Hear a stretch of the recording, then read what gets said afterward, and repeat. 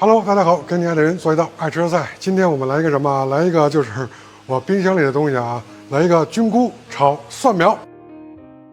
最近呢，打理冰箱，然后我看到有点白玉菇，有点香菇，还有点蒜苗。本来想做一个蒜苗炒鸡蛋，甚至说能不能把这个菌菇和蒜苗一起炒，我觉得没有问题啊。